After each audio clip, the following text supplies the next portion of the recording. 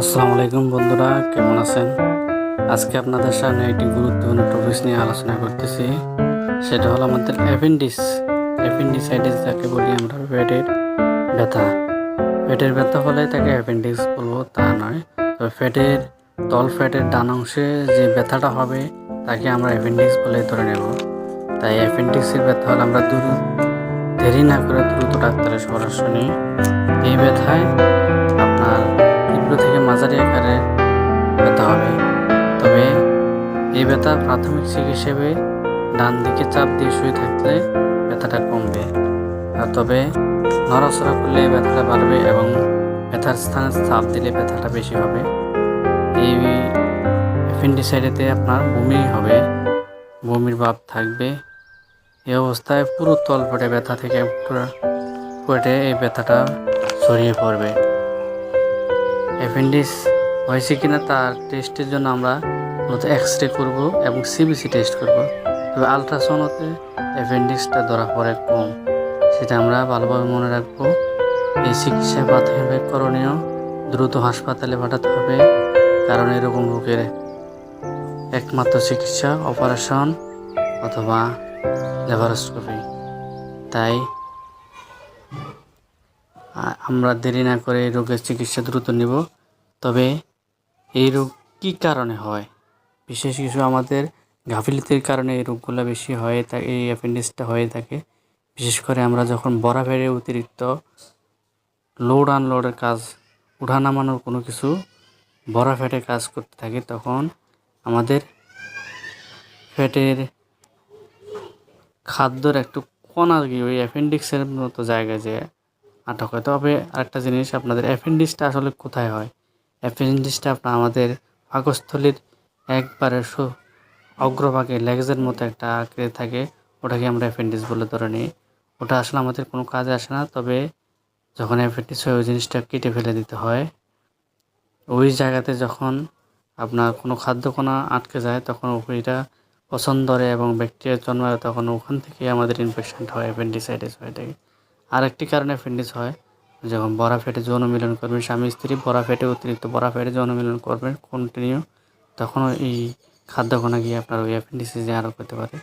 আর তৃতীয় যে কারণটি হলো আপনার খাবার গ্রহণকালে আমরা অনেকে আছি থেমে থেমে পানি গ্রহণ করি, যেমন একটু খাই আবার পানি একটু খাই, আবার আর একটু খাই আর একটু পানি খাই।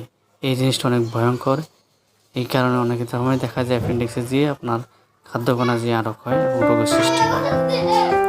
এই রোগের প্রাথমিক চিকিৎসা হিসাবে আমরা অ্যান্টিবায়োটিক এবং পেইন রিলিফ ট্যাবলেট দিতে হবে এবং গ্যাস্ট্রিকের ট্যাবলেট দেবো। বমি থাকলে অবশ্যই আমরা এই বমির ইঞ্জেকশনটা আমরা দিয়ে দেবো।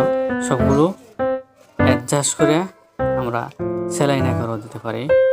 তবে ব্যথার তীব্রতা কম থাকলে শুধু ব্যথার ওষুধ এবং গ্যাসের ট্যাবলেট দিলেই থাকবে, চলবে। তো বন্ধুরা, আমরা এই গুরুত্বপূর্ণ জিনিসটা নিয়ে আমরা সচেতন থাকবো এবং আমরা এই রোগ প্রতিরোধে আমরা অনেকটা সচেষ্ট হব। বিশেষ করে যেসব কারণে এই রোগটা হয় ওই জিনিসগুলো আমরা পরিহার করে চলবো। আমরা সুস্থ থাকবো এবং সুস্থ মন, সুস্থ দেহ, মন ভালো থাকার একটি চাবিকাঠি। তো বন্ধুরা, ভালো থাকবেন আর নিজের যত্ন নিন, শরীর স্বাস্থ্য ভালো থাকবেন। আল্লাহ হাফেজ। মূলত দুইভাবে এই রোগের চিকিৎসা প্রধানত হয়। প্রথমত আমরা অপারেশনের মাধ্যমে পেট কেটে এই অ্যাপেন্ডিক্সটা সরিয়ে ফেলতে হয়। দ্বিতীয়ত পেট ফুটো করে ল্যাপারোস্কোপির মাধ্যমে এই রোগের চিকিৎসা করা হয়। তবে বিশেষভাবে ল্যাপারোস্কোপি অনেক উপকৃত, কারণ এতে পেট কাটতে হয় না, এটাই নিরাপদ।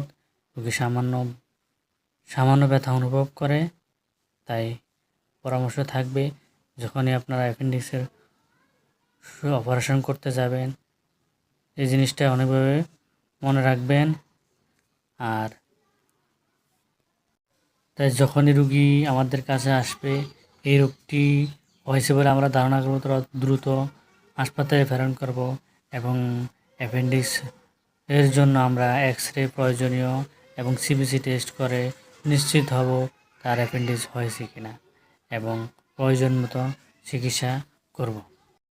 তো প্রাথমিকভাবে যখন রোগী আসবে অ্যাপেন্ডিক্সের ব্যথা নিয়ে, তখন আমরা প্রাথমিক চিকিৎসা হিসেবে তাকে ব্যথা কমানোর ওষুধ অর্থাৎ পেইন রিলিফের ইঞ্জেকশান এবং ইনফেকশন প্রতিরোধে কিছু অ্যান্টিবায়োটিক দিই। সেফটি একজন অ্যান্টিবায়োটিক 2 গ্রাম আইভিটা plus pain relief ketorolac injection 30 mg আইভিটা এবং ইসুমিপ্রাজল 40 mg এবং বমি থাকলে অন্ডানসেনন 80 mg ইঞ্জেকশান একসাথ করে পুশ করব এবং ইনফিউশনের জন্য আমরা 30 থেকে 40 পটাশিরায় হসপিটালে প্রেরণ করব।